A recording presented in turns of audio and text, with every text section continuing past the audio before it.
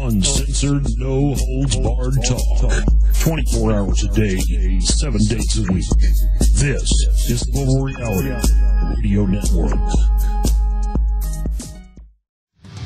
September 19th, 2011 marks 4 years of broadcasting for the Global Reality Show. In that time, we've exposed many important and invaluable pieces of information concerning the global power structure, hidden and occult text, ancient archaeology, secret societies, ETs, the priest class, and so much more.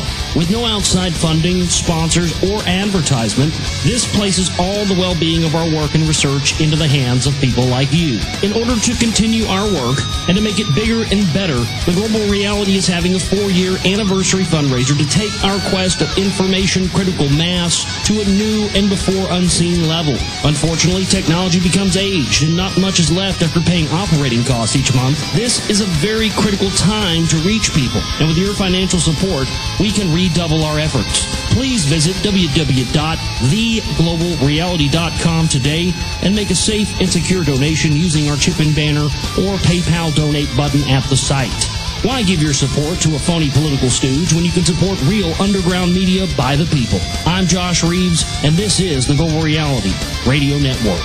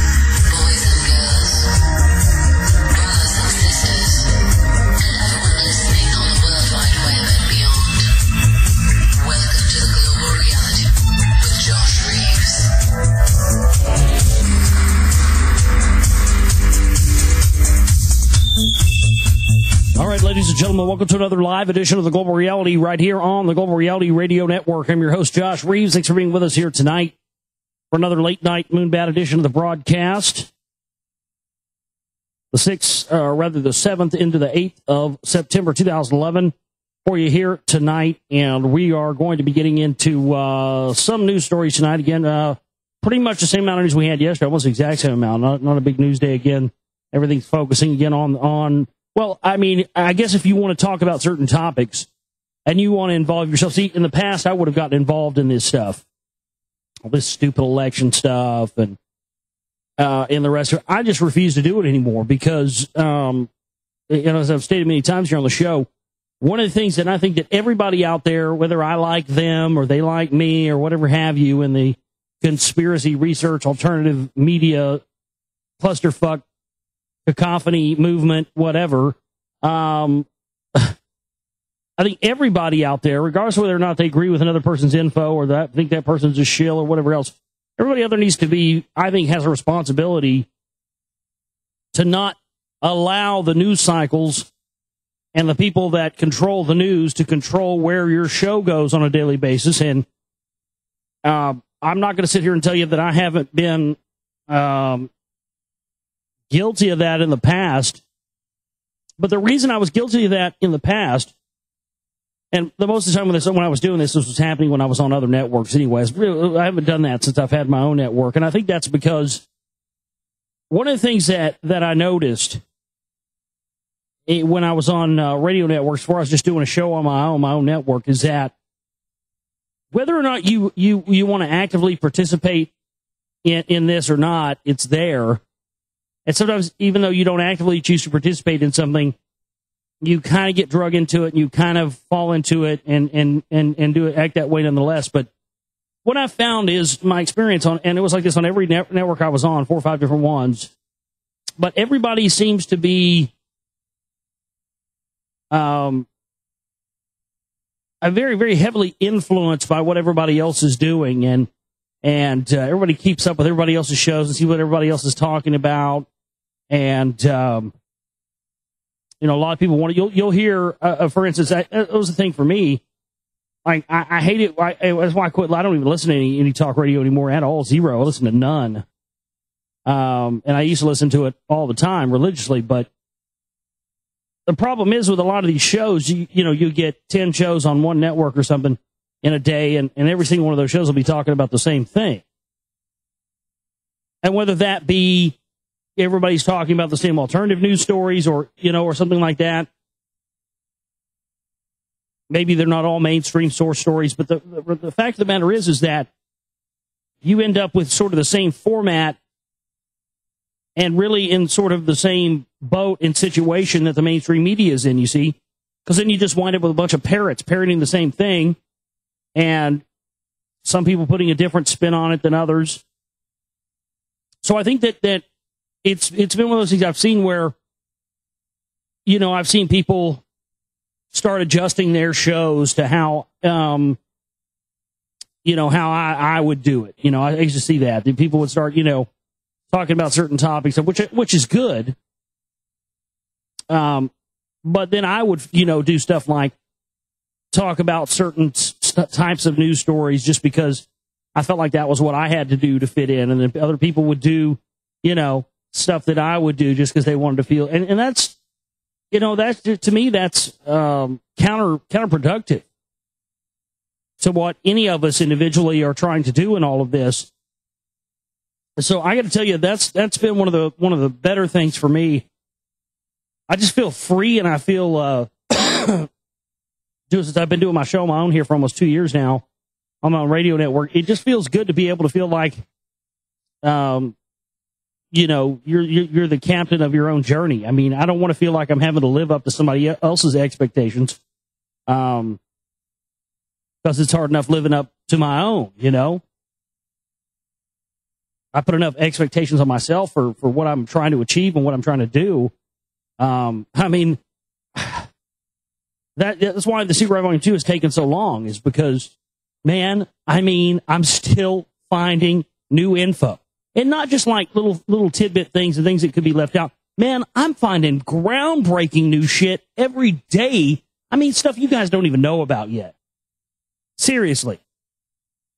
And that's come as a result because I made the conscious decision a long time ago not to, until I felt that it was the right time to put the film out, to put it out. And since I've been being challenged by our listener, Scott, we have an email from him tonight as well.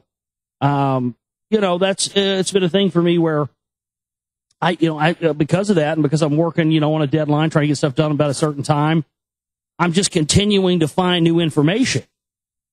I mean, I've got new stuff that's going to be in the Secret Volume 2 now that's just mind blowing.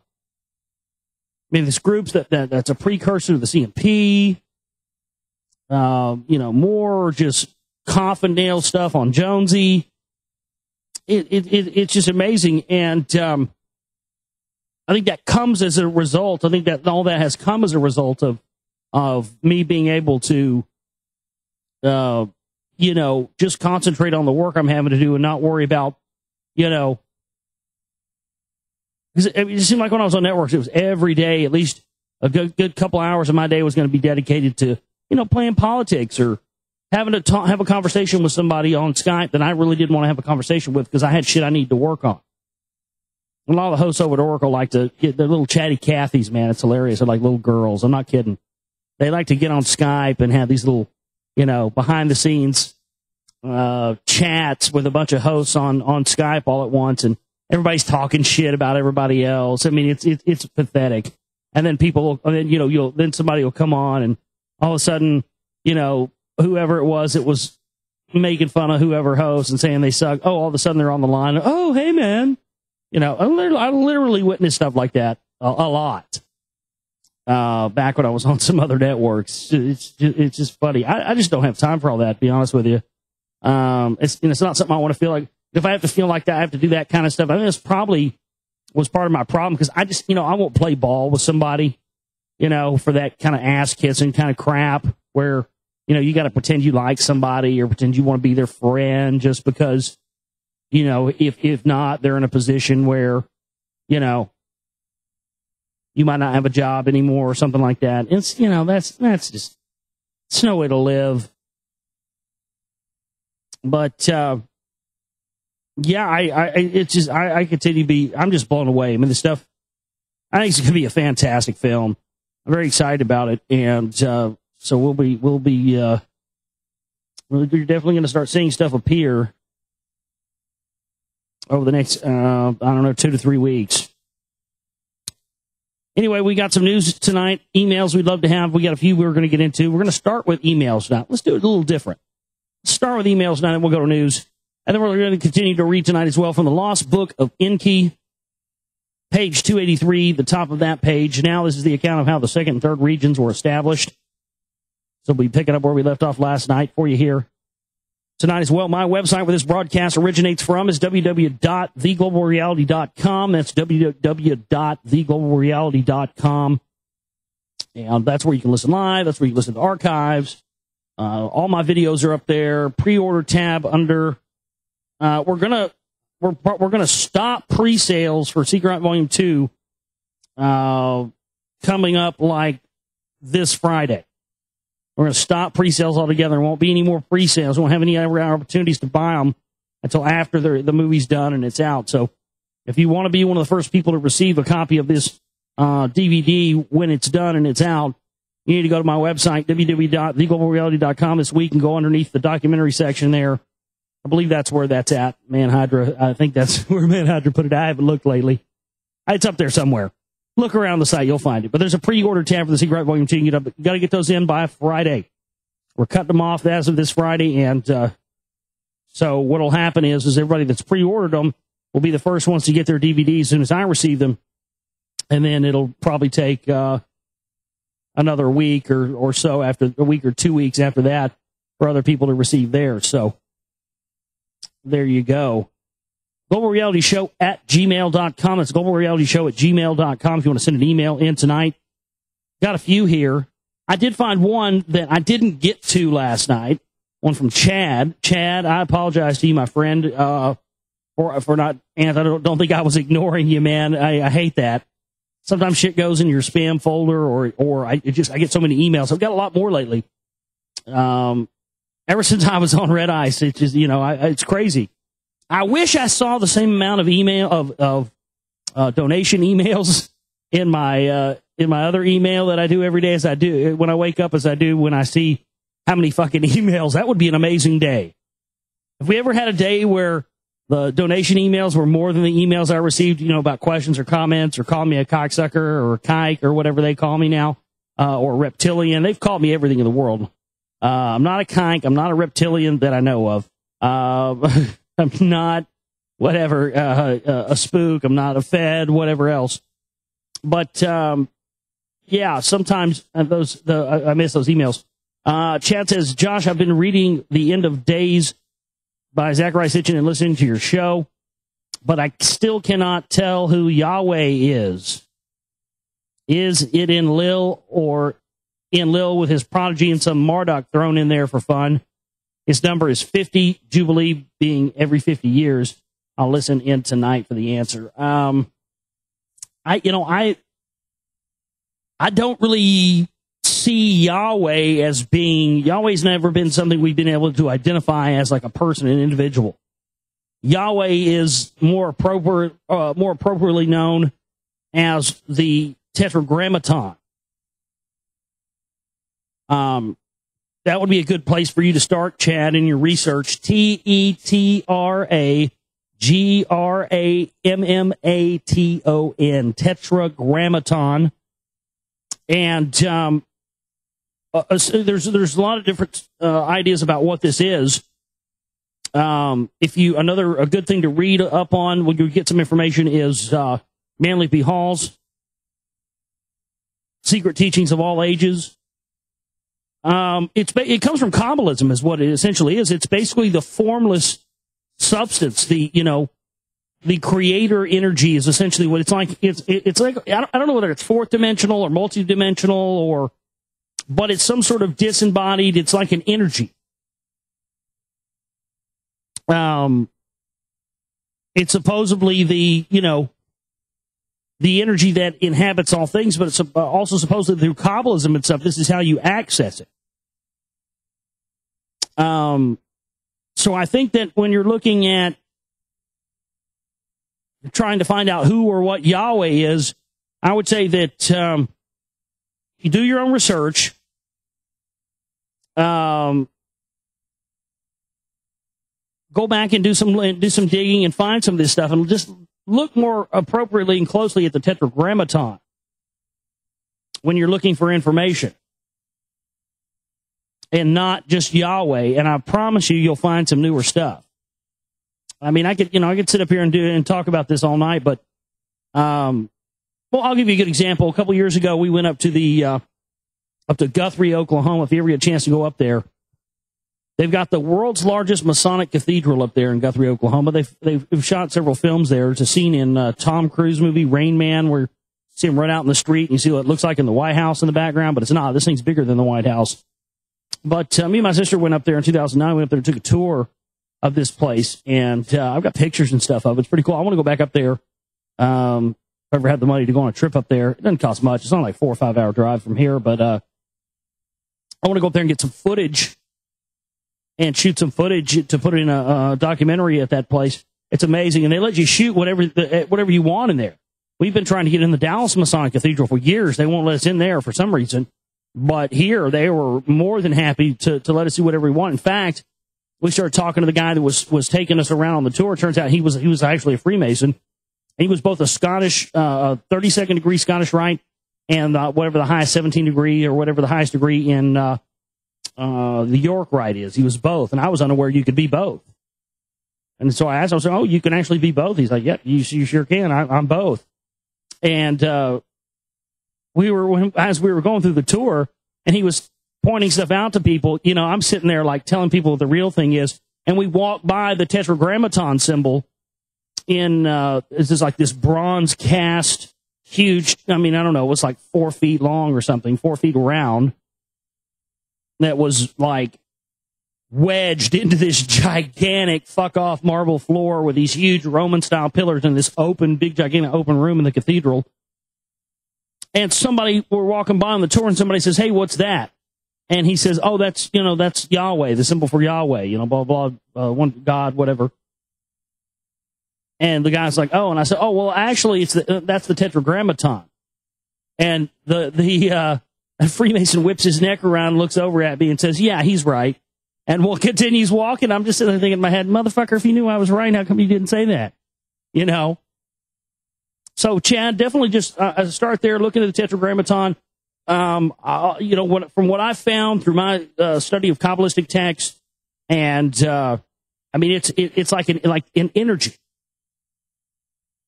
It's like what animates all living things, but it's somehow intelligent and it can be accessed. You just need to do some research on that on your own, Chad. So I hope that helps. Let's see what else we have in the mailbag tonight. This from Anthony. He says, "Hey Josh, thank you for your info. You're talking about the books you talk about the books you read. Don't change your comments as you read. I love them. I've only started checking you out for a month now and can't get enough. And the info you spill is great. I've never heard anyone talk about the topics you talk about. Keep up the kick-ass work. I wish I could send you all the cash you need to dominate the airwaves. The clowns that are on the mainstream need to shut the fuck up. Thank you, Josh." Yeah, I agree with that. Indeed. Well, let's see what else we have here. Here's I'm going to get a couple from George here tonight. George has been pretty prolific with his emails lately, so thanks for the emails, George. He says, "Hey, Josh, I've got an easy one for you. Are Jordan Maxwell and Michael Tsarian controlled opposition shills? I've never heard Maxwell make, I've definitely heard Maxwell make patently false statements. Tsarian seems to be on the up and up, but I wanted your insight. Take care, George." Yeah, well, this is, George, since you asked, I'll give you my honest answer. I have answered this question many times on the show in the past, but it's okay. I'm okay to answer it again. And every time I do answer this question, it causes a big fucking ruckus, and I get called every name in the book just for being honest. and speaking my own experience, and I just don't understand that. I give you, from what comes out of my mouth up here is the truth as I perceive it. Now, if there's information that is not readily available, that can't be found or accessed, that I don't have access to, that somebody has access to, and I don't know about that, I can't very well be held responsible for information that's not readily available. So to answer your question, Jordan Maxwell, absolutely don't trust that guy. Hell no. Russell Pine, fuck no. And every time I say that, man, people get, and it's funny because my honest answer about both of these people, both answers, whether it's about Michael Tsarian or whether it's about Jordan Maxwell, both of these answers always get people riled up. And I don't know whether it's because they're brainwashed or they see something that they think is, I mean, most of the stuff's weak anyway, but Jordan Maxwell, don't trust that guy as far as I can throw him. I think he's made, like George said here, a lot of patently false statements. He's been one of these guys that seems like he's covering up for the priest class at every turn. Sun worship this, sun worship that.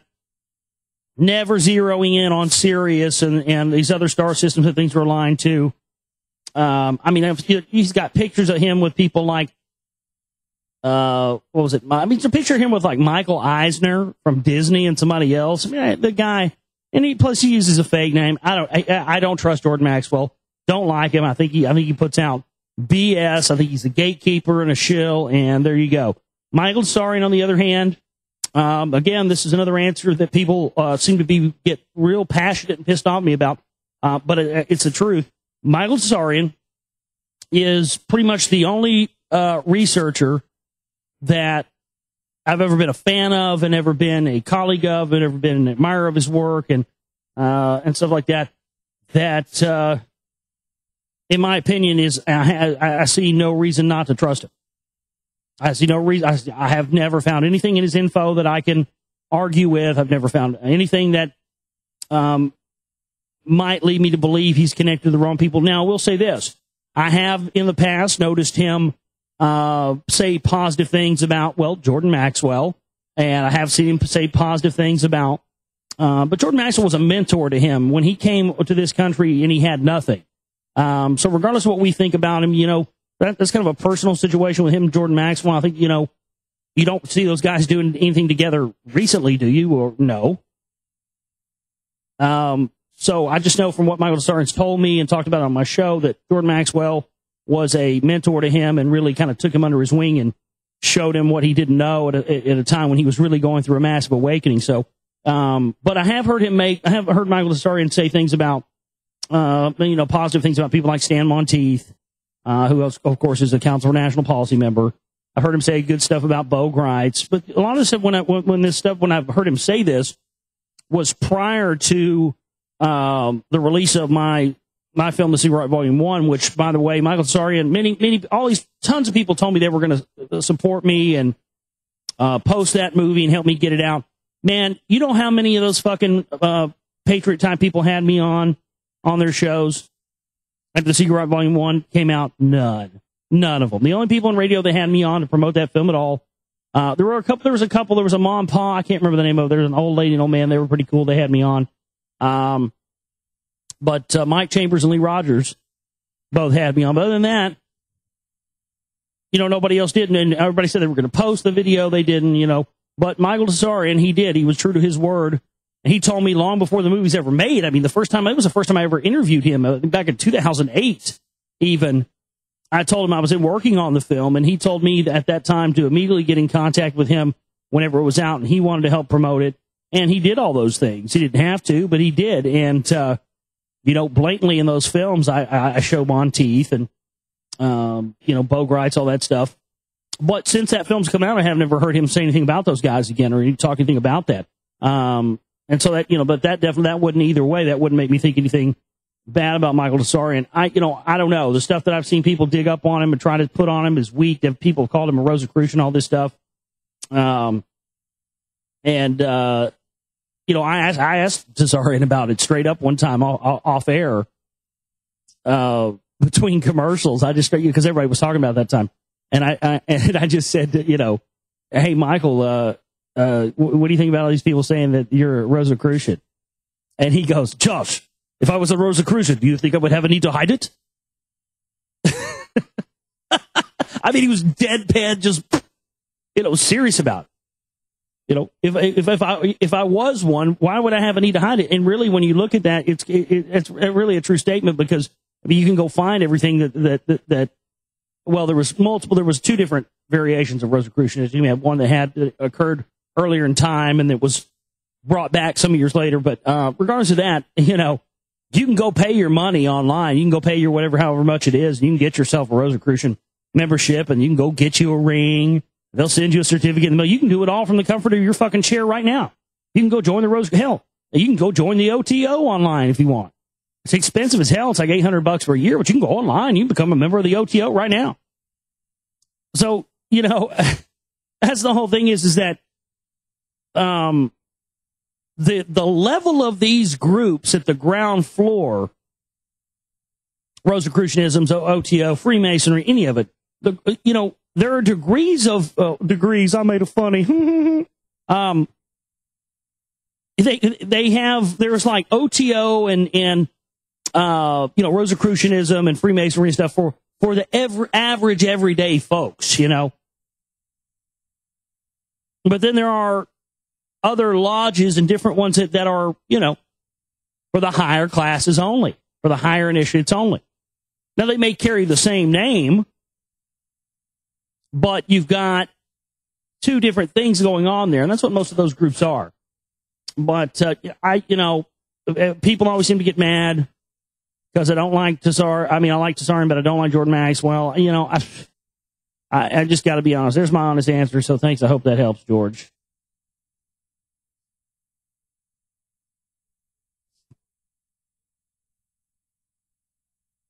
Let's see what else we have here. Hi, Josh, in reference to Monday Night Show. This is just a quick note to let you know that you've been driving me crazy with your interpretation of the word ME. Well, it wasn't my interpretation. It was the one the listener sent me. And so it sounded like it made sense, so I was saying over and over again. The Lost Book of Inky, the word ME is not an acronym. It's funny, this guy's sending, you know what's funny about this? I'm sorry to have to make fun of you, man, but I got to do it. It's funny because he also gets mad.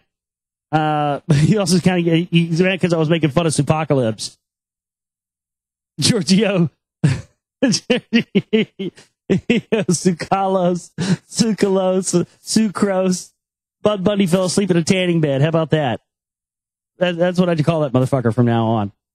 Hey, look, Bud Bunny fell asleep in a tanning bed. It's on TV. What's funny is that Delphi and I were making fun of Supocalypse's Facebook page the other day because it was like he was emphasizing every other word, like, blah blah blah blah. We have proven beyond a shadow of a doubt in big bold letters that aliens were involved in Egypt in building the pyramids. If you watch the 9th episode of Ancient Aliens, you will see for a fact. And now this guy's doing it. Maybe this is Supocalypse. I don't know. Under the assumed name of Chris at New Mexico. I'm just kidding, Chris. Don't get mad. He says that the word ME is not an acronym for mitochondrial extraction. Why would a modern day English acronym appear? Well, Chris, I regardless of that, you know what? I don't agree with that. I'm going to say I don't agree with that. We've seen countless examples. Why would an English acronym appear in a 6,000-year-old text? Well, let me ask you this. Why would a lot of these other descriptions take place in there? If you haven't been paying attention to this, it seems that a good part of almost everything we just had talked the other night about how they confused the languages and they gave different languages to different parts. So right there, they admit that these languages came from extraterrestrial sources, is right, including the English language. They gave us everything else. They gave us the science. They gave us knowledge, irrigation. Samaria had a fucking civilization out of the dirt in one try, Bubba. It's taken other civilizations that have tried and failed. No, they came right out of the dirt with nothing. They gave us religion. They gave us the ability to grow crops. They even claim that some animals and types of plants for food were brought to Earth. So I'm sorry, man, that's weak as hell. I mean, whether or not ME does mean mitochondrial extraction or not, and to me, when you say that and you think about what the context they're using it in, it sounds really like it fits. And so whether it means that or not, to me, it sounded good. It really fit the context of everything that I read it on. It was something a listener brought in, so I kept saying it and repeating it. If you don't believe that it means that, I'm not expecting you to. But I've got to blow holes in that the idea that why would a modern day English acronym appear in a 6,000-year-old text? That's no. Fail.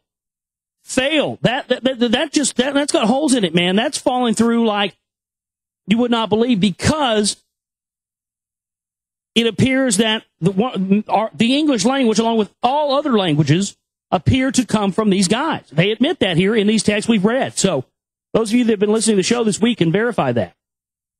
He goes on and says that the word is pronounced meh, as in the first words like bed and med, etc.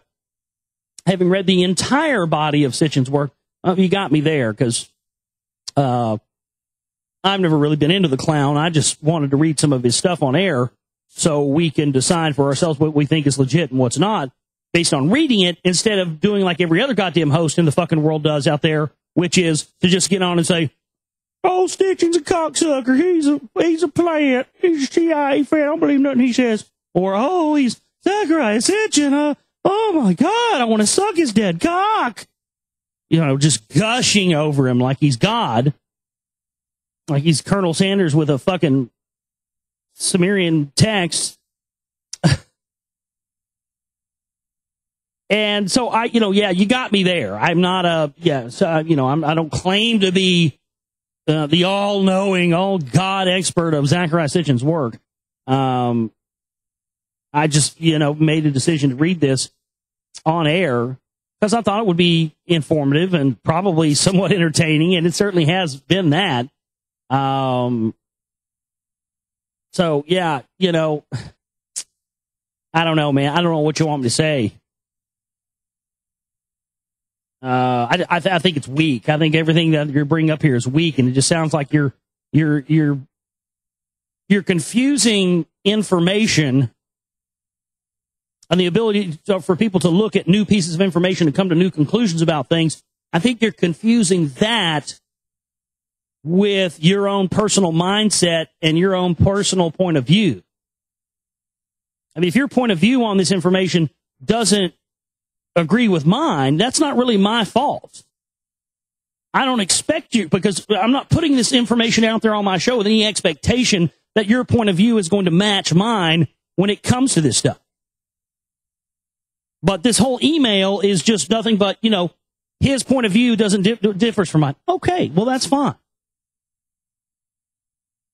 But let's continue to read, see what he has to say here.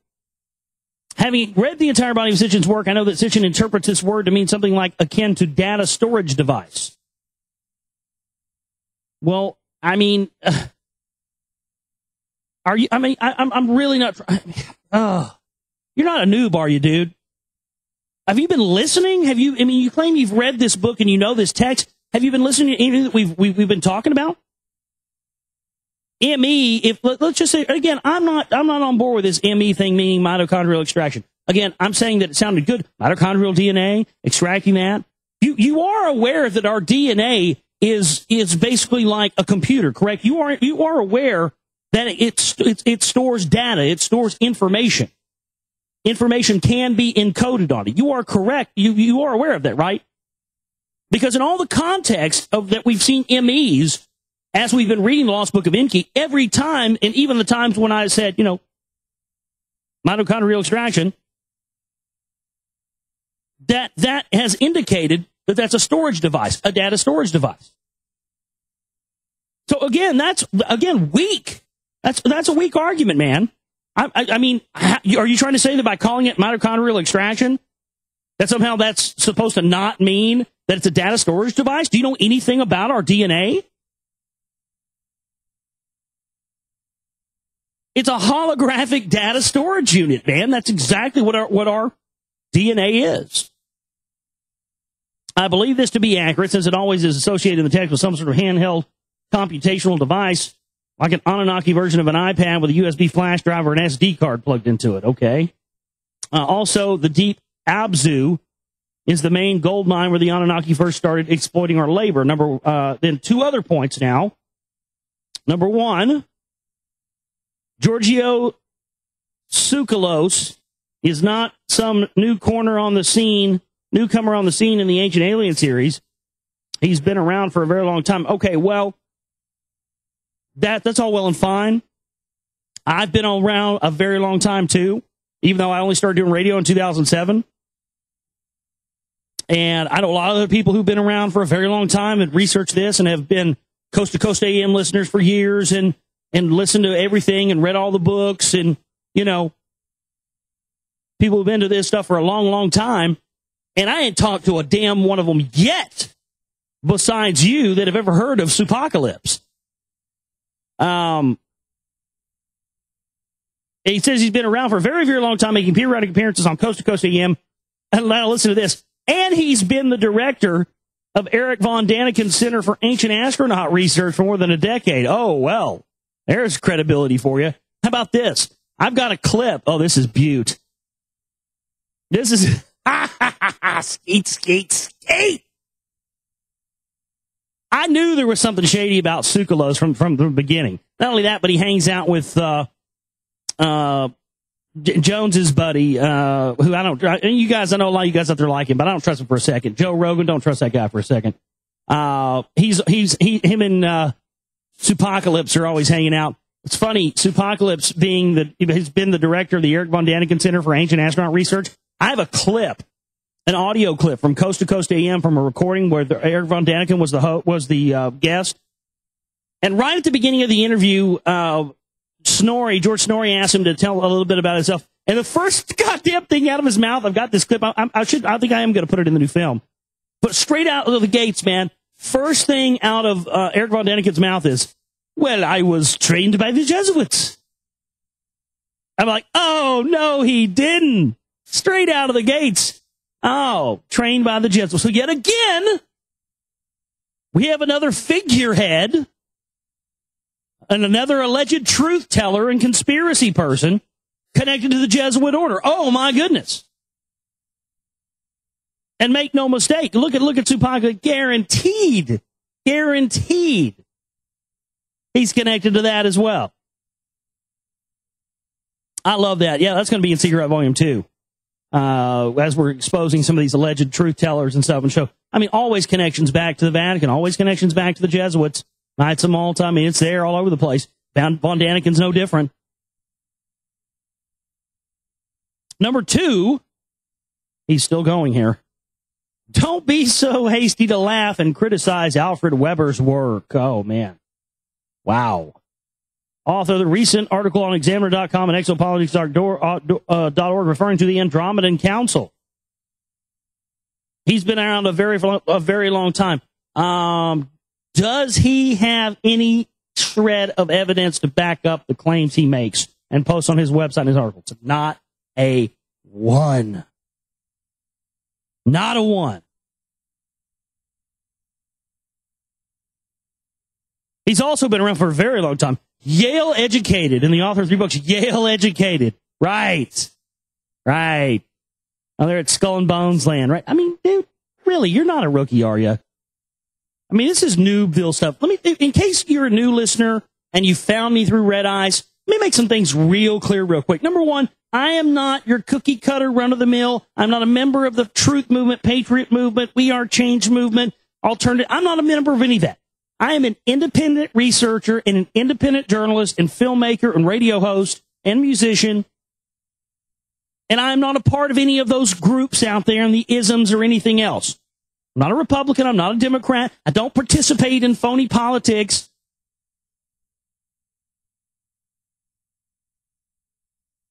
But I designed this show from the jump street to be for people who had been listening and been into research for a long time and got tired of hearing about FEMA camps and martial law and, when the next false flag was going to be every single goddamn day in and day out.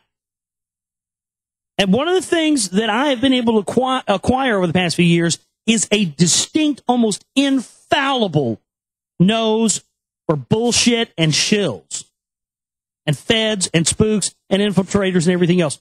Let me tell you something, man. I believe in all this alien stuff as much as anybody does. That guy flat puts out lies. Period. And I'm not going to subject my listeners and let them fall into some kooky, crazy horse shit, because there's enough of that running around. And I feel the need to get up here and warn my listeners about this stuff when it happens. Now, most of my listeners are smart enough to figure this out on their own. They don't need me to do it. But I do like to point it out when I see it. You're not going to get very far with telling me this guy's Yale educated either. I mean, my God, I didn't know that, but thank you for telling me that, because it just, again, give me more ammo. 2 pieces of ammo in a row. I didn't know Supocalypse was the head of von Däniken's Center for Astronaut Research. Well, that just, to me, even more makes me say, fuck that guy. I don't trust him. And then you tell me Alfred Weber is Yale educated. Well, there you go. Number 2, yet again, fuck that guy. Don't trust him. Can we go for 3? Fuck that guy. I don't trust him tonight. I don't know. Let's see. Granted, at times his work sounds kooky, but so does ours to the uninitiated. Aw, so cut him some slack. I'm not going to cut him some slack. Sorry, cannot do it. Not within my powers. Having said that, let's all get busy and pour our semen into the womb. Take care, my friend Chris at New Mexico. Thank you for the email there, Chris. Appreciate that. Let's see what else we have in the old bag here tonight.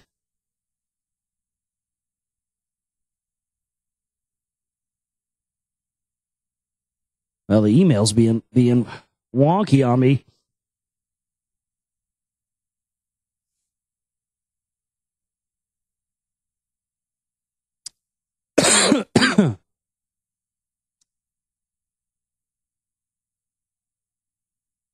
Oh, he's also connected to the Project Camel Toe crew. Oh, man, nothing. That still has not gotten old for me. Every time somebody's talking about Project Camelot, and they call it Project Camel Toe. Oh, I love that.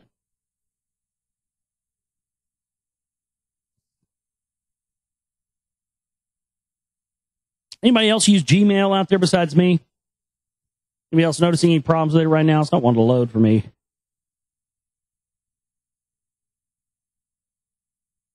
Well, hell.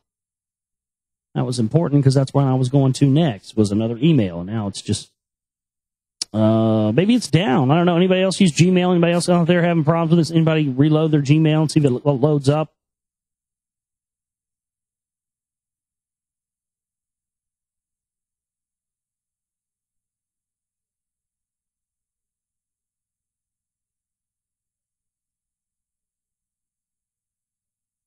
That's very odd. Well, that's throwing a wrench in my works here, because I need my fucking email to continue on with my fucking show, because we're doing emails not right now at the beginning of the show and not news tonight.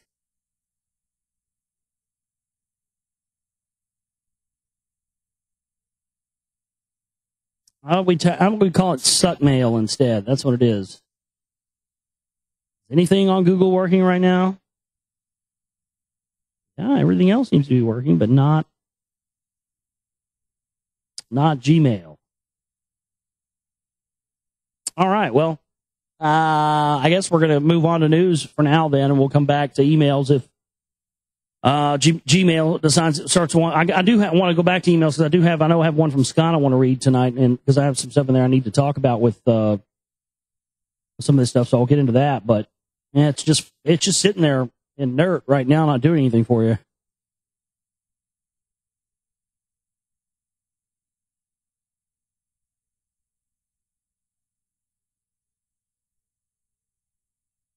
Huh. Okay. Odd. Let's see what we have on the news stack tonight.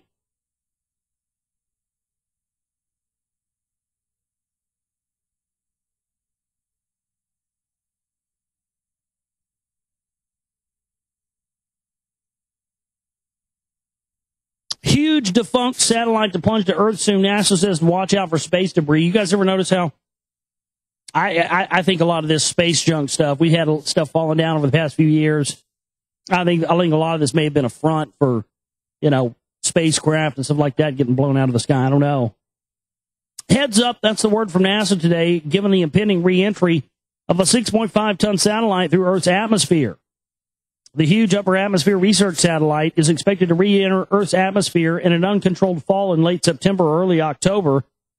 Much of the spacecraft is expected to burn up during re-entry, but some pieces are expected to make it intact to the ground, NASA officials said. The U.S. Space Agency will be taking measures to inform the public about the pieces of the spacecraft that are expected to survive re-entry. While it's too early to say exactly where the satellite will re-enter and what geographic area may be affected, but NASA is watching the satellite closely and will keep you informed. Oh, man, this is one of those big old school fucking satellites. Ah, damn, when was that fucker built? Jesus Christ, it's like a floating fucking trailer house or something. Look at this thing. Look at that old antiquated thing. Now they're like the size of a,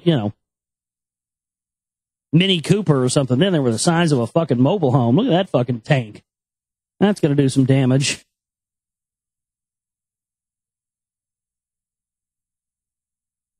Some people are saying there may have been a UFO above the Notre Dame football stadium on September 3rd. Notre Dame versus USF game. Supposedly there's video of this. Some people say they saw a UFO during it. There's been all kinds of sightings on the East Coast. You guys see the triangle craft video? That looked like it was in New Jersey, New York, somewhere in the ghetto. I don't know, but there was triangle crafts during the hurricane last weekend are all over the place, or right around the time when the hurricane was coming on. Not Rita. Yeah, that was the one. Oh, here's a great one from Pravda. Pravda's had a history of running some kooky, out of this world emails, but news stories. But here's one. Here's the one for you tonight. Another great one here from Pravda. Aliens to come to Earth and enslave and eat humans. Those who think that the first extraterrestrial beings that will establish an official contact with the human race will be friendly, like E.T., are going to be disappointed. NASA scientists say that reasonable inhabitants of other galaxies may come to Earth to destroy our planet because mankind seems to be unable to reduce greenhouse gas emissions. Yeah, this is a recycled story of that same story that we covered fucking 2 or 3 weeks ago from that NASA report. I hate when people do that. They take these news stories and repackage them and recycle them, and then they put them out later, and you think it's a new story, and then it's not. Oh, it drives me crazy. Here we go. Now email's working again.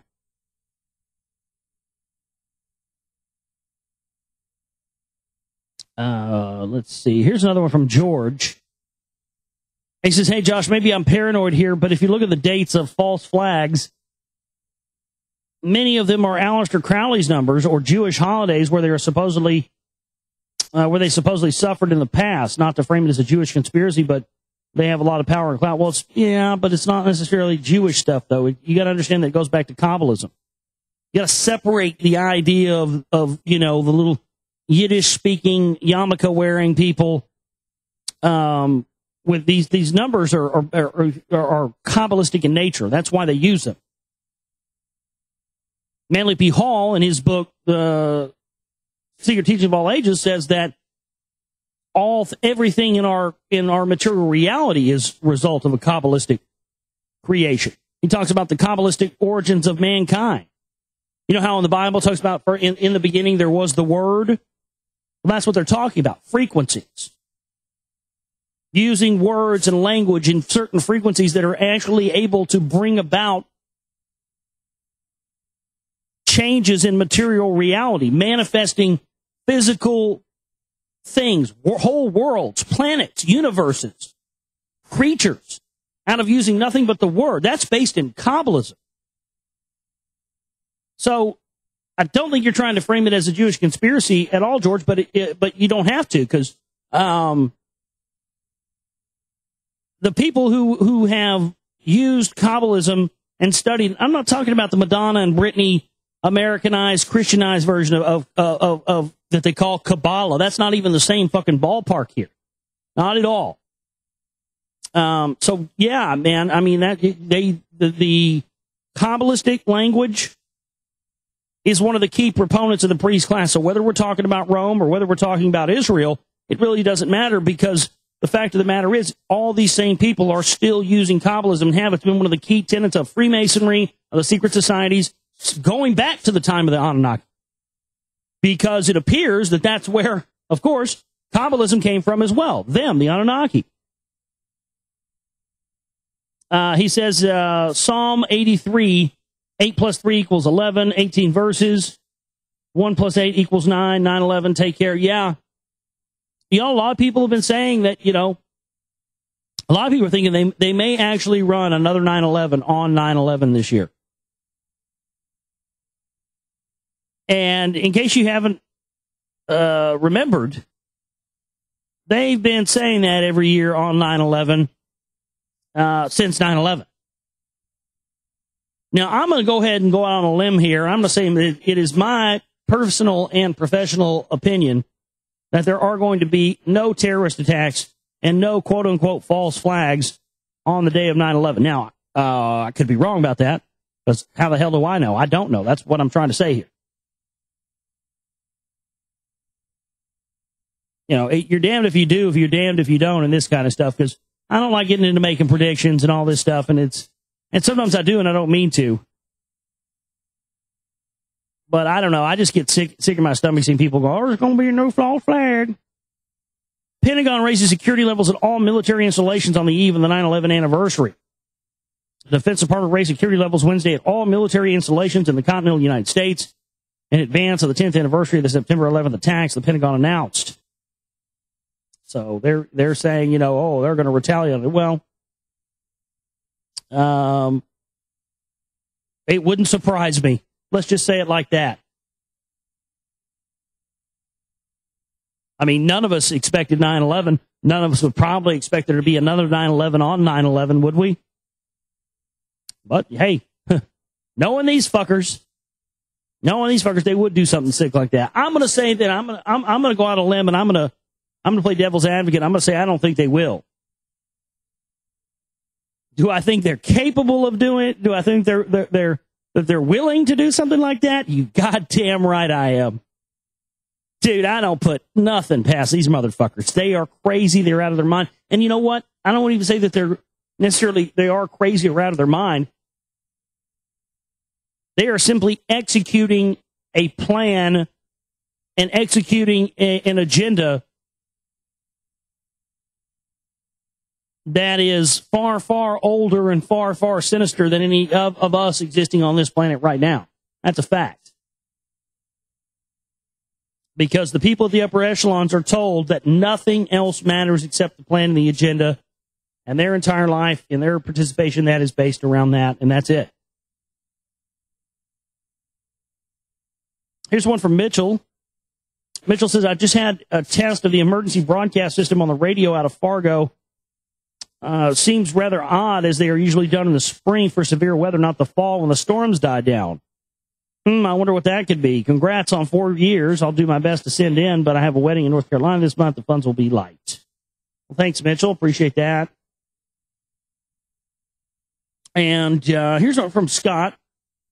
Scott is our listener and supporter, and he's made donations to help us get the Zero Volume 2 out, help us get a new camera and stuff like that. He was making challenges, help me set goals to get my work done, get my work achieved.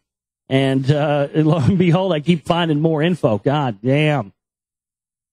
Some of this new stuff I've got, it's just, with everything else I already have. Oh, man, I am so excited to get this movie done. Scott says, hi, Josh. I've been thinking about some things and wanted to put it together in an email. If you ever wanted to switch over to advertising to earn money, I wouldn't mind. I know, and many of your listeners know you have integrity. You've given your listeners plenty of opportunity to run this network, 100% listeners sponsored, and it's been a struggle. Not that I would like advertising, but I mean, what do you do to earn money? I hate to see you struggle like this every month and then have to press your listeners to donate. Maybe the release of Secret Right 2 might change things. If I had to guess about your listenership, I'd say they're into freedom, and I'm guessing that a lot of people who are into freedom and this type of information don't have a lot of money to donate to you. Unfortunately, everything runs on Federal Reserve notes, and you have to work within the system to work yourself out of the system. I understand the importance of having a slave job in this regard. It would be nice if a lot of your listeners would give 5, 10, 25 a month, little donations that would make many hands make for light work. Look at that, the mentality that the internet has brought us. BitTorrent has made some stuff available for free. There is a free version of just about anything if you want to settle for its limitations. There is a ton of competition and much content is put out for free. Everybody wants everything for free. It's like people think that you don't have to pay bills. People don't seem to realize that this is your full-time job. It's like they think that it's some little part-time hobby you dabble in. What is it about the phrase listener sponsored that your listeners don't understand? Good question. One thing that comes to mind with Oracle is that they must have some type of upfront agreement with their sponsors. I mean, they must tell their sponsors up front something like, look, we have this Lee Rogers guy. He's going to talk about the CMP and bash so-called right-wingers. We have this nut job called the Celtic Rebel, and he's going to talk about butt sex. We have diverse shows here, and we're not 100% Patriot Radio. You're not going to control our content. Well, I'll tell you this, Scott. Just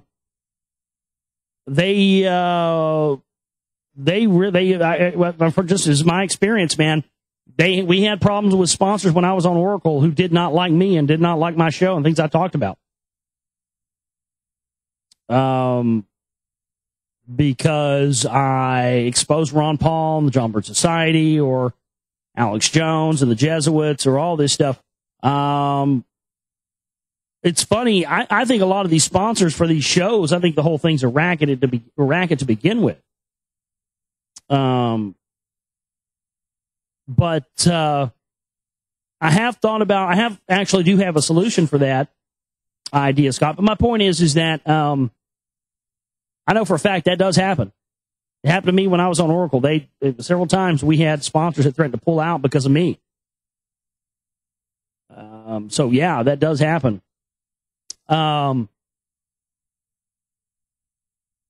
He says, you're not going to control our content. We're not going to plug your product on air. If you want to advertise here, great. If you don't like our shows, then don't advertise here. Compare that to somebody like GCN or RBN. They must be beholden to their sponsors. I bet their sponsors can control their content. Look at how many people have worked for Statmiller. He must have fired a lot of people for not liking their content. Yeah, me. Yeah. Statmiller must have fired a lot of people for not liking their content. I know one. Me. And Lee Rogers as well. Yeah. I went on there and said that some of their hosts were, some of these people that say Jew all the time are connected to these Jesuits and stuff. They didn't like that too much. So what I'm saying is if you wanted to sell advertising, couldn't you have such an upfront agreement with your sponsors? Possibly. But I have had an idea for that. I don't have, we haven't had a whole lot of donations in on our 4-year anniversary fundraiser yet. Please help us out if you can with this. We are trying to raise money to get some new equipment, new gear in here. I need a new computer. I need something better than what I have and what I have had to make films on, and something to do graphics on and just make everything better and better sounding, better looking for the films, better looking. I want to do stuff like having a members only TV broadcast shot in high def that I'll do every week and stuff like that. But one of the things that I want to do and I am going to do, I think as soon as I have, $100 to get it going. I think that's how much it costs to get a website and a domain and hosting and all that stuff. But I need to talk to Manhydra about this as well because I'll want to get him to help me with it. And if we have guys out there that build websites as well, please let me know if you build websites. because I'm going to need something built. Somebody wants to donate a website design. I'm going to start a separate news website for the broadcast, and that's where our news will be posted. It's going to be its own news website. I've had a problem with some of the news websites lately. I'm seeing stuff on people's websites that I really like, that I know are fully aware of the CMP and Jones and all that stuff, and they're allowing news to be aggregated from other sites over to theirs, and they're getting InfoWars articles posted up there on their website, and my stuff gets posted up on their website next to these stories that only source back to Alex Jones. I saw some of that this week and was just like, man, fuck this. So I'm for the 4-year anniversary. That's another one of the things I want to get done this month. I want to start another website just for news, and we'll have all our news up there. And if listeners want to start writing articles, submitting articles, original articles, I'll post them there as well. If some people want to come on board and start writing articles for the Global Reality, hey, we can do that too. Maybe I'll knock out an article here and there every now and again like I used to do. But what I was thinking about doing is having this news site and then having all of the advertising dedicated to just the news site. So when you come to theglobalreality.com and you come to the network website for the stream, for the chat room and all that stuff, you won't get any sponsors or any banner ads or crap there. But if we had a news site where we could put all of our dedicated news to it and have just advertising there, that might be something I might be interested in doing. So that is something I was thinking about, Scott. So wanted to throw that out there and let you know about that. He also goes on to say, on another issue, I had another idea. Let's say that you want to stay with this 100% listener-supported model.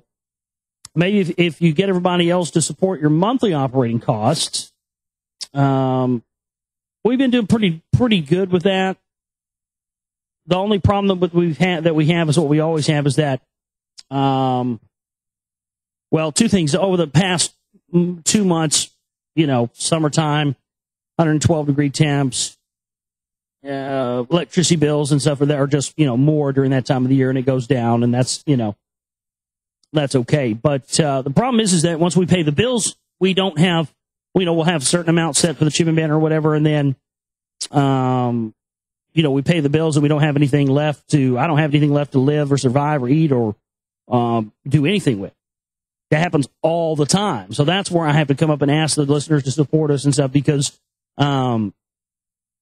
there's a lot more to it than just paying the bills. There's expenses accrued from doing all kinds of stuff that relate to doing this work. But, so I know that this month, I'm sure we'll probably get the support we need for the operating costs. The operating costs this month are not really my big concern. The chip, I was going to do basically a separate chip and banner thing at the end of the month, the last week of this month. Because, a week before we have to pay the bills, I'll know exactly how much is due by then. So what I was going to do is just have the chip and banner for this month be for the 4-year anniversary fundraiser, with that amount representing an amount that is roughly how much I'm thinking I'm going to need to get, the kind of computer I want, and a new mic and a new mixer and some different stuff like that for the studio, just to make everything, all this stuff's old and getting, this microphone's falling off. It won't even stay straight up. It won't even stay mounted right anymore. So yeah, that's what that's for this month, is just that. And then at the last week of the month, then I'll say, okay, this is the amount we need to raise just for the bills. But maybe if you got everybody else to support your monthly operating costs, I could take a look at paying for your equipment upgrade capital costs. I won't guarantee anything. But what it is that you're up against in the way of new equipment, maybe that's something that's missing here. Nobody knows what type of equipment you are trying to manifest, and nobody knows how much each piece of equipment costs or how long you expect it to approximately last. When I gave you some money recently to buy the new camera, I felt a lot better than just giving you cash like I did in the past. I felt a lot more connected, knew what I was trying to manifest, and what the goal was. Yeah, that was great, and we got it. I mean, we got it done. It was pretty amazing. Scott went and I told him what I was looking at, and he went and checked it out, and he thought that was good, and he advised me to get, go ahead and get the extra warranty for it, and so we're covered on it. And I'm glad we did that. and I'm totally happy with the camera. It's a little tiny thing. It doesn't look like, you go rolling in to shoot something, it's so tiny, but they're all like that now. All the cameras are that small. Definitely not going to roll in there looking like Scorsese or something with this thing, but the quality of it is what's important. And it, oh man, I think we're finally going to have some actual, pro looking stuff in our videos now, thanks to that camera. So what are you looking for? A new computer, a new mic, a new preamp, what else? What is the priority order of purchases? What types, what features, how much do they cost? Would it help to share what you want with your audience? Have you asked for any used equipment donations? I have not, because I have used stuff already. So I want to be able to get, basically how I'm looking at this, guys, I'm looking at what the enemy has. And by the enemy, I mean, Alex Jones or the mainstream media or whatever it may be. Like when I got the camera, I've never owned a Sony camera before, so this time I want to get a Sony camera because that's what I see people like Alex Jones and people, that's what the pros are using. So I want to say, okay, well, that's what we need to have. I mean, believe me, I'm not asking for the kind of shit Jones has for his studio. I've seen video and stuff. He's got a universal audio tube mic preamp. Now that's the kind of stuff like when the demigods and we go to a professional studio.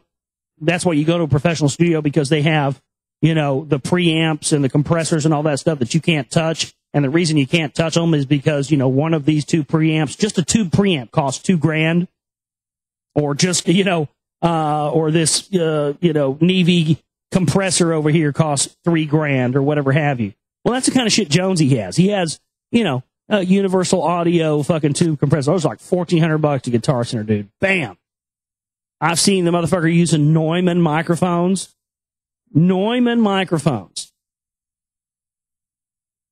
Like the fucking Mercedes-Benz of microphones. You really need to use a Neumann microphone for a fucking radio show? I got something to tell you, bub.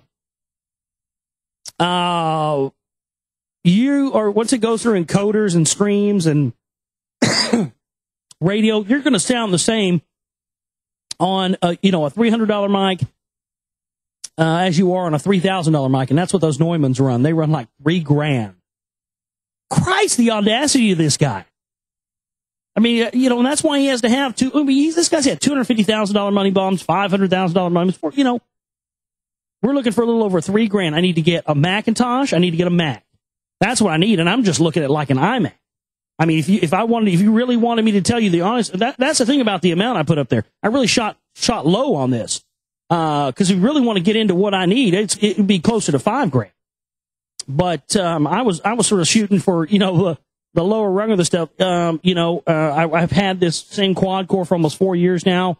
So I've been looking at the quad core iMac. It's like $2,000 to get what I need for doing video and doing everything and be able to have, Final Cut Pro and all that stuff, because that's what the pros use. And I've been doing everything on a PC. And I need to be doing stuff that is equal with what the pros are doing, so that my information can come across to people in a way that you're used to seeing. That's the problem. The presentation of my stuff, when it looks like, crappy homemade YouTube stuff, the information has problems translating to people because they just see your lo-fi crap quality graphics, and they automatically assume that if you have a low budget, your information must be low budget.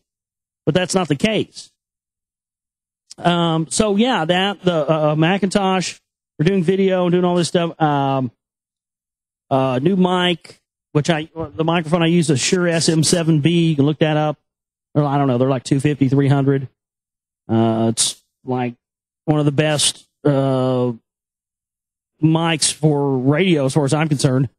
A lot of people still use it. A lot of people use RE20s. I don't like the RE20s. They sound too flat to me. I like the SM7B. It's a microphone Michael Jackson made famous for doing Thriller on. Red Hot Chili Peppers have used it on everything. Metallica uses it. It gives your voice a certain sound to it. Doesn't really color it at all. A mixer, which I haven't really looked at anything as far as that's concerned, but that's pretty much it. But if you'd like, Scott, I mean, I can draw up a list of the particulars. Right down to what I'm looking at and how much it's going to cost. I can draw that up and send that over to you, man. just to, if you're curious, and look at it or whatever and see what I need to do here. But yeah, so thanks for that, Scott. I appreciate it. And that's I want to thank Scott. He's really kind of been a mentor to me in kind of helping me. And he brought up so many great points here, and looking at things, doing things in a different way, and trying to make it more feasible to get done. And that helps out a lot. We got a few more news stories tonight. And we're going to be getting into the Lost Book of Enki for you here. 283, now the account of how the second and third regions were established and how Nigazito was exiled. That's what we're going to be getting into tonight. A few more news stories here for you as well. Late night. All right, ladies and gentlemen, back here with you on the show. Global Reality Late Night Moonbat edition of the broadcast for you here tonight. Got just a couple of more news stories here that we're going to jump right into finishing up the show for you here tonight with our reading from the Lost Book of Enki tonight. My website where this broadcast originates from is www.theglobalreality.com. As you just heard the little spot there, we have our 4-year anniversary fundraiser going on right now at the website. Chipping banners there for that, donate buttons there for that, and we also have to have cash to operate and the rest of that stuff. So been kind of slim. We just paid the bills last week. Been kind of slim since then. So please donate if you can, folks. We need your support right now today. So if you haven't made a donation in a while, this is the month to do it. Let's see what we have here to finish up with tonight, story-wise. I saw Jonesy spouting some more disinfo crap today about, the audacity of this guy. Now it appears that he has, and I love this. I should have known that the guy would start doing this. Because look, if you look at Jonesy for anything else other than him being an illusionary gatekeeping entity, just like Glenn Beck or Sean Hannity or anybody else in the mainstream media for that matter, Keith Olbermann, no matter who it is, you're just fooling yourself. But this guy, and look, the burden of proof is on him. If he can produce information that proves that this actually is real, fine. But today he was saying that he got supposedly some fireman from Texas called into his show today saying that FEMA ordered the Texas firemen to stand down. And you go try to find that information anywhere, and the only information you can find on that links back to Alex Jones, to Infowars.com. So how do we not know? How do we know that this guy isn't having people call into his show now? Yep, firemen down here, FEMA told us to stand down, blah, blah, and sound legitimate. I mean, they've admitted for years. I mean, people have known for years that, they have fake callers. We've covered stories here. They have companies that you can go work for now. Services you can actually hire. If I wanted to, anybody can. You could actually hire these voice talent actors. They have a service now where they're actors that call in. They've been caught red-handed 100 times on Sean Hannity's show. Where else? Glenn Beck. You guys may have heard about this. It's absolutely true. You can look it up. There is a service you can pay for where they have callers call into your radio show that appear real and legitimate, but are really just actors. So how do we know that's not what Jones is employing here? The burden of proof is on him to prove that that's not what's going on. But he always makes claims of secret documents and secret sources and all this stuff. No transparency whatsoever in the legitimacy of his information. And, there's that show Millennium. You guys ever seen that show Millennium? It's pretty crazy. It was done by Chris Carter, the producer of The X-Files. And it had, what's his name? The android from Alien in it. You know what I'm talking about. Ridley. But there's an episode where George Norrie from Coast to Coast AM is in the episode. I shit you not. And there's a very interesting thing that they don't mention, but they show you with images And most people would overlook this and not even catch on to this. But they show a little scene in this episode. You can look it up. It's Millennium Fox. It came on Fox. George Norrie's in the episode. It's about this guy that had PTSD and is a killer or something. Anyway, but there's a scene where they're in the studio. They go to the studio with George Norrie to try to draw this guy out. And it's pretty good. It's a pretty good show. I mean, it's totally like Illuminati. Frank Black, the main character, he's works for the Syndicate or whatever it is. It's this like Illuminati group. There's Illuminati symbolism throughout the whole series. But they show for about a split second, they show George Norrie, hi, you're calling from west of the Rockies. George Snorri here, Coast to Coast AM. Go ahead, caller. And the caller starts talking, and they start panning the camera from left to right, from George Snorri, all the way over to the booth on the other side of where George Norrie is. And when they pan the camera all the way over, the person who just called into the show is in a booth on the other side of George Norrie. And I went, God damn it, looky there. Looky there. You see what that is? That's a fucking admission. But most people don't see it, or not going to see it as that, or even catch on and even understand what that is. But right there, they blatantly show in that episode that here's, a stage caller calling into George Norrie. And you know what? I've never heard anybody in the conspiracy genre or research media ever bring that up. Never heard anybody bring it up. You'll probably see it now on YouTube videos, and nobody will ever give me credit for bringing that out, but that's what always happens. I can't tell you how many pieces of info I've been the first person to bring out, and I've seen people trotting it out on YouTube videos, acting like they planted the flag at Plymouth Rock. It's funny. I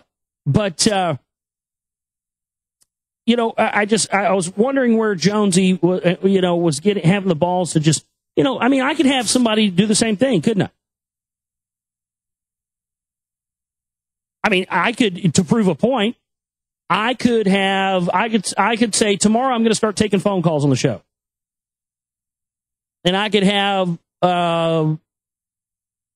somebody I know call in and say they're a fireman here in Texas, and that Alex Jones is a filthy, stinking liar, and there never was any such order made. Am I going to do that? Hell no. I have integrity. I don't do shit like that. What I'm saying is, what's the difference? It'd be his word against mine, right? Well, that's what's going on here. But apparently, like I talked about yesterday, I think there is something going on with these fires. I think Perry's a firebug. He probably torched the mansion, torched the fires. He's the Bilderberg bitch boy right now. And he may be president before it's all over with. They'll probably end up doing, though? They'll probably bring fucking Hillary out of the stable at the last minute and run her, and she'll probably win. They'll send Biden back to Israel and let Obama be VP. I don't know. Nah, I doubt that'll happen. Nearly half of the federal government's firefighting air tankers are sitting idle at a California airport, grounded by the Obama administration in a contract dispute just weeks before wildfires swept through Texas, killing a mother and her child and destroying 100,000 acres. The massive blazes forced Texas Governor Republican presidential hopeful Rick Perry to abruptly call off a campaign appearance in South Carolina earlier this week to respond to the crisis, and may force him to cancel the debate appearance Wednesday night. Well, that didn't happen. I read some stuff on that shill fest. Apparently Ron Paul won the poll. Who do you think won the debate afterwards? And it was MSNBC poll, and Ron Paul won it again. I mean, they're just running. I mean, my God, we're in a time loop. They're running the same old thing over and over again. He's still not going to get anywhere. He'll still end up taking a fall. He's a fucking ringer. He's there to get your support, your continued acceptance and obedience into their fucking system of government, into their phony system, by lying to you and telling you that Ron Paul is for freedom and for liberty and he's your only hope. Your only hope is to stop participating in their phony system. Stop voting, stop participating. That's it.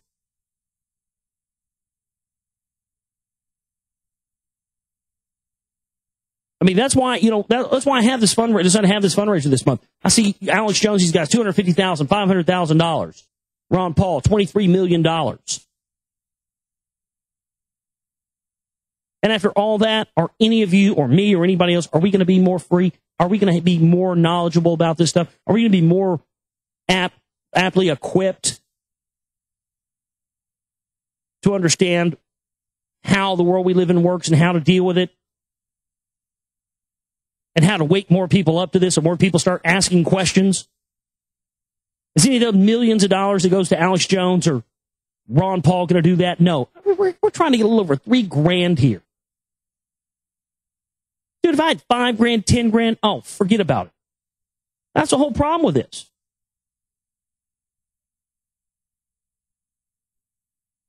We have got to start getting some opposing voices out here about the information that's not being brought to the light of day.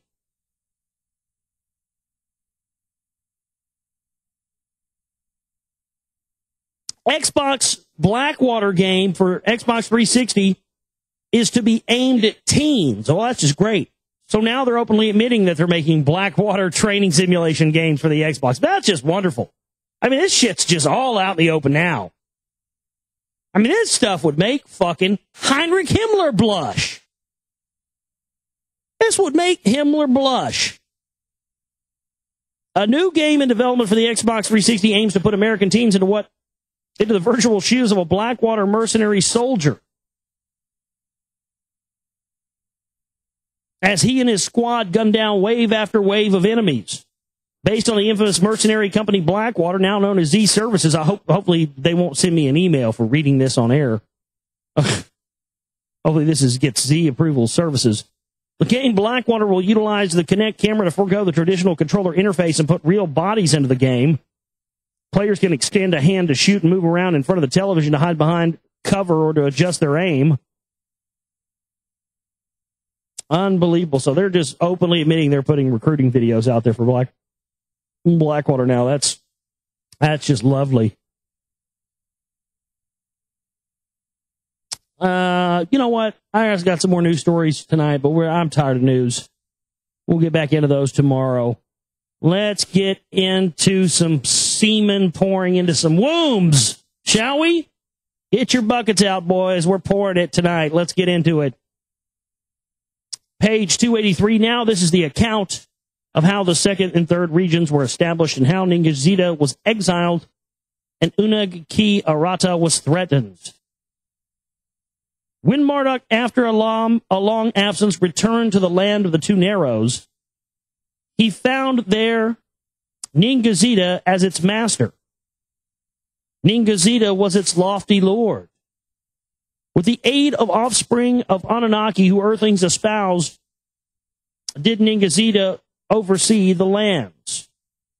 What Marduk had once planned and instructed was overturned by Ningizida. What is it that happened? Marduk demanded to know of Ningizida. Of the destruction of the hidden things, Marduk accused Ningizida of making Horon a desert place to depart, a place that now has no water, a boundless place where sexual pleasures are not enjoyed. The two brothers made an uproar, and they embarked upon bitterly quarreling. Pay heed, I am here in my proper place, Marduk said to Ningizida. You have been my place taker. From now on, only a deputy of mine you can be. But if to rebellion you are inclined, to another land, go away you must. For 350 earth years, the brothers in the land of the Two Narrows did quarrel. These motherfuckers are fighting 350 years. For 350 years, the land was in chaos. Between the brothers, it was split. Then Enki, their father, said to Ningizida, for the sake of peace, depart to other lands. To go to a land beyond the oceans, Ningizida chose. With a band of followers, there too he went. 650 earth years was at that time the count. But in the new domain where Ningazida, the winged serpent, was called, the winged serpent, a new count of his own began. You don't think Ningazida was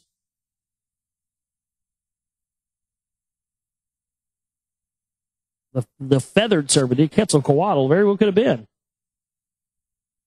In the land of the Two Narrows, the second region under Marduk's lordship was established. In the annals of the first region, Magan, land of the Cascading River, it was called. But by the second region's people, when the languages were confounded, there's that thing about the language again. Him-Ta, the dark brown land, it was henceforth called. The Teru, guardian watchers, the Anunnaki were called there in the new language. The Teru, the guardian, the watchers. So that's where they started becoming the watchers, huh? Now listen to this. Oh, they're talking about, I see. So they're not talking about Quetzalcoatl here. Well, no, I guess they could be because Ningazida went somewhere else. But Marduk, listen to this. Marduk as Ra was worshipped as the Bright One. Enki as Ptah, the developer, was venerated. So when they moved to this new land, this new region, Ningazida went to a land where he was called the winged serpent, or the feathered serpent, the winged serpent. So he went to probably Mexico area, South America. He went to go build the rock wall in Rockwall, Texas. That's what I 100% believe it to be now based on the evidence of John Lindsay and people have looked at this. It's Aslan. That's what it is.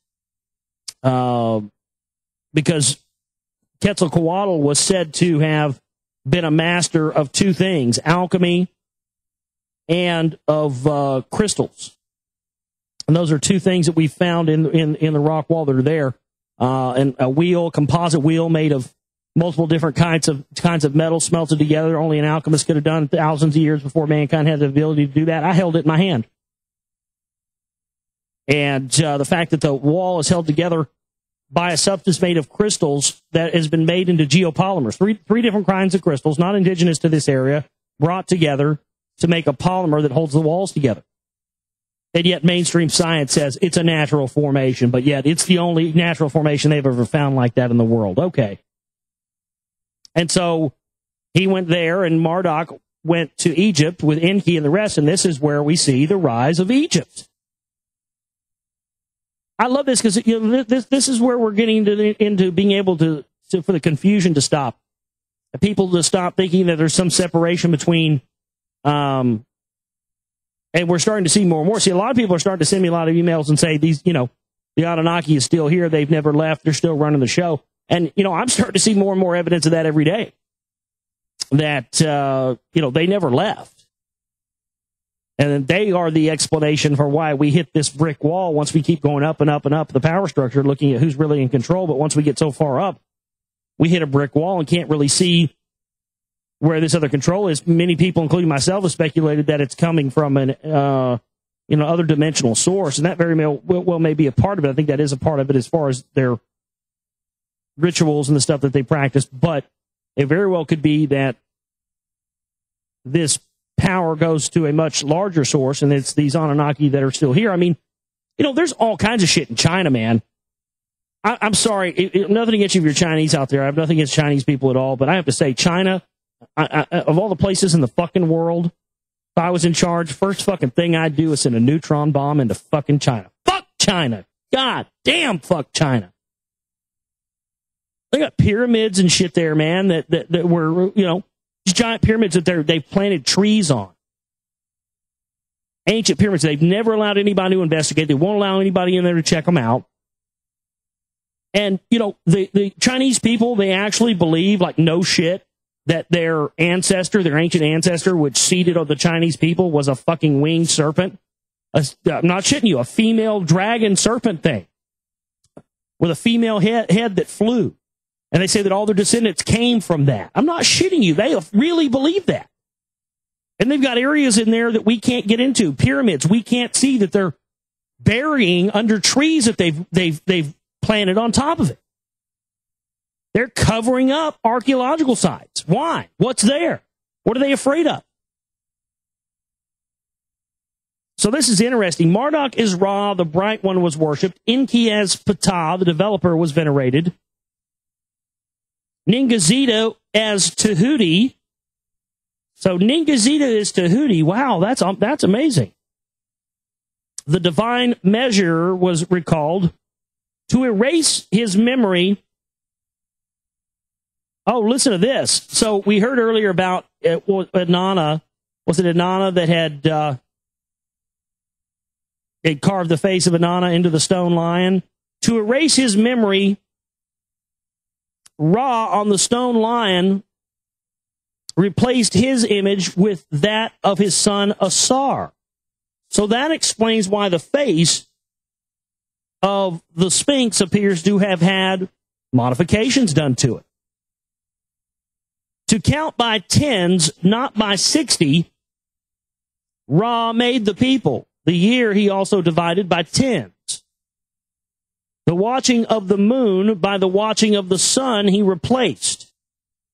Whereas under the lordship of Tahuti, the olden city of the north and the city of the south were reestablished. Well, this goes to explain, I mean, if this is if what they're saying is true, then, I mean, that's it for me.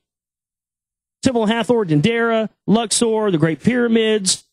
I mean, there's no question. Like, if you watch that documentary I was telling you about last night, the revelation of the pyramids, there's just no question that there was high technology made, and they've talked about the high technology they've used many times through these texts. I don't know how much more you need. Oh, all those symbols and all that stuff, that was all just symbolic stuff. They're blah, blah. No. I never believed that. Never believed that in school. I spoke up about that and got in trouble and got called names.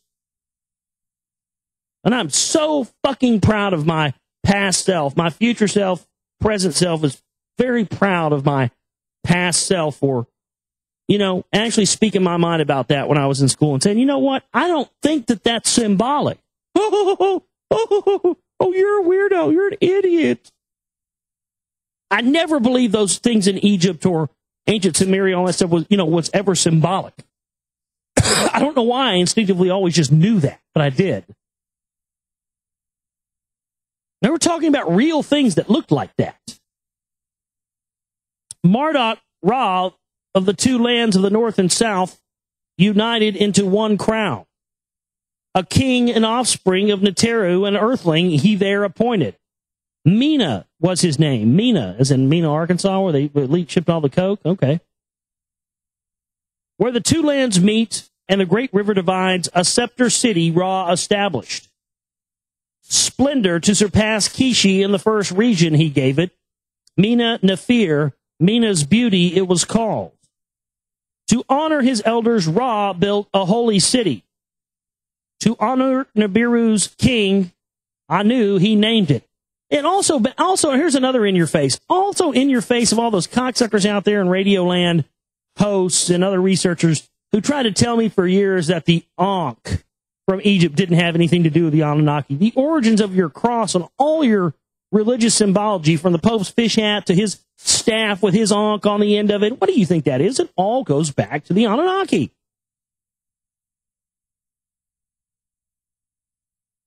Therein on a platform, a temple abode for his father, Enki Ptah, erected.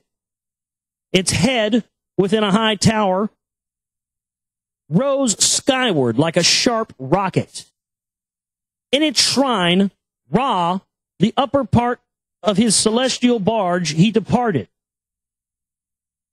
So he put part of his fucking spaceship in one of these things in Egypt, huh? Well, how long ago was it when we excavated the Great Pyramids? Well, that was, in the expanse of history, not a long time ago. They were buried in sand for years. There's more down there. Maybe that's what Zawas has been hiding all this time. Ben, it was called. It was the one in which he had traveled from the planets for countless years. On the day of the new year, the king, as high priest, performed the ceremonies. On that day only, alone, the innermost star room he entered, before the bin offerings he put. To benefit the second region, Ptah to Ra gave all manner of MEs. What do I know that you do not know? The father asked his son. Then all manner of knowledge he gave to Ra, except that of reviving the dead. So there you go. So see, now we had this evidence. We talked about this. Remember earlier in the book, we had the reading where one of them was on Mars, and that was why they carved the face on Mars. And that area known as Cydonia, which also is where the cradle of civilization, also on the 33rd degree parallel, also known as Cydonia, was. And that they had brought him back to life using this technology. Now we're starting to see what all of this life after death stuff and mummification and stuff in Egypt was really about, aren't we? So he gave Ra, Enki gave Ra, or now Ptah, Enki is now taking the name of Ptah, gave all the knowledge that he had to Ra, except that of reviving the dead. As a great one of the 12 celestials, Ptah allotted to Ra the constellation sign of the Ram. And again, they mentioned earlier that the first, or earlier in the book, earlier in the week also, we read that the Ram, Taurus, was the first sign that mankind entered into, the first age that mankind entered into when Earth years started to be counted. The water flow of Happy, the land's great river, Ptah for Ra, regulated for his people. Abundance in the fertile soils quickly came, man and cattle proliferated. By the success of the second region, the leaders were encouraged. The third region they proceeded to establish. To make it a domain of Inanna, as she was promised, they decreed. So now we're going to the Indus Valley region, where our great listener Zohar had sent us some stuff from. As befits the mistress of a region, a celestial constellation was assigned to her. Beforehand, with her brother Utu, the station of the twins she shared. Henceforth, as a gift from Ninarshag, her constellation of maiden to Inanna was allotted. In the 860th year, according to the Earth year count, Inanna was so honored. Far away in the eastern lands, beyond 7 mountain ranges, was the third region. Zamush, land of 60 precious stones, in its highland realm it was called. Arata, the wooded realm, was in the valley of a meandering great river. In the great plain, the people cultivated crops and grains and herded horned cattle. There, too, were 2 cities with mud bricks that they built, with granaries they were filled. As by Enlil's decree required, the Lord Enki, Lord of Wisdom. As for the third region, they devised a change of tongue, a change of language. A new kind of writing signs he fashioned for it. A tongue of man heretofore unknown for Arata, Enki with his wisdom created. But the emis of civilized kingdoms for the third region, Enki did not give. Let Inanna, for what Unag Ki had obtained, share with the new region, Enki did declare. Enki said, bitch ain't getting no more of my shit. She done bust up in here and took all my shit. I'm not giving her any more. She can scrape up that shit the other bitch took and lost. She ain't getting no more shit from me. Enki's a pimp, dude. His pimp grip is hard. He just puts it down, dude. He goes around pouring semen where he wants to, comes back and says, bitch, better have my money. He's a pimp, dude. I'm telling you. In Arata, Inanna, a shepherd chief appointed, akin to her beloved Dumuzi he was. In her skyship from Unag Ki to Arata, Inanna journeyed over mountains and valleys. She flew. The precious stones of Zamush she cherished, pure lapis lazuli with her to Unag-Ki she carried. At that time, the king in Unag-Ki was Imerkar, the second one to reign therein he was. It was he who expanded the boundaries of Unag-Ki, and Inanna was exalted by its glories. It was he who the wealth of Arata coveted. To be the supreme commander over Arata, he schemed. To Arata, in Merkar, an emissary dispatched as a tribute to Arata's riches to demand. So we're going to go ahead and need a cut, basically is what they're saying here. Over 7 mountain ranges through parched lands and then soaked by rains, the emissary went to Arata. To the king of Arata, the demand words of Imenkar, word for word, he repeated. His language, the king of Arata, was unable to understand. Like the bray of a donkey, its sound was.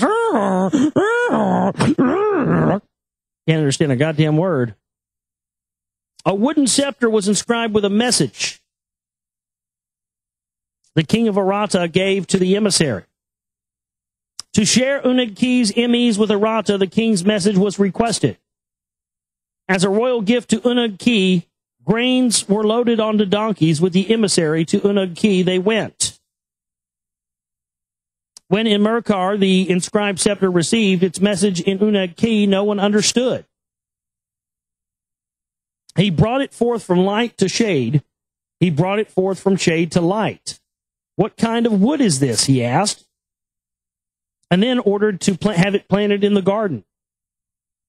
After 5 years, after 10 years had passed, a tree grew from the scepter. A shade tree it was. What shall I do? In Merkar, in frustration, asked Utu, his grandfather. With heavenly Nisaba, the mistress of scribes and writings, Utu interceded. On a clay tablet, his message to inscribe Nisaba in Merkar, and was taught in the tongue of Arata. By the hand of his son Banda, the message was delivered. Submission or war, it said. By Inanna, Arata was not abandoned. To Unag-Ki, Arata will not submit, the king of Arata said. In warfare, Unag-Ki desires, let one warrior meet one warrior in combat. Oh, a little mano-a-mano, huh? A little man-to-man combat. Better yet, let us peacefully exchange treasures. Let Unag-Ki exchange its emise for Arata's riches. On the way back, carrying the peace message, Banda fell sick and his spirit left him. His comrades raised his neck. Without breath of life it was. On Mount Huram, on the way from Arata to his death, Banda was abandoned. The riches of Arata, Unag-Ki did not receive. The emise of Unag-Ki, Arata did not obtain. Well, then where did they go? So he died, and they didn't get the riches, and they didn't get the emise. And in the third region, civilized mankind did not fully blossom. So that's the end there of the 12th tablet. We're now to the synopsis of the 13th tablet. Royal city sprout with sacred precincts for the gods. Demigod serves as kings and priests in palace temples. Oh, we're going to get into some demigod stuff next. So good stuff there. Man, oh man, oh man. This is just, reading this stuff, it just gives you a whole new context on history. It does for me anyway. Amazing stuff. Not a lot to think about. You probably want to go back and listen to this show twice. But not to fear there, because it will repeat right after we end here in just a few minutes. I want to thank everybody for tuning in, staying up late with us tonight. We got Moonbatty as hell tonight. Thanks to everybody out there for supporting us and continuing to listen and tell people about the show. My website is theglobalreality.com. Please use the chip and band, the donate button. We do need to get some support in here this week because we're kind of low right now. So please help us out if you can. My name is Josh Reeves, and I love each and every one of you. I'll see you tomorrow for the broadcast. You guys have a great night. Take care.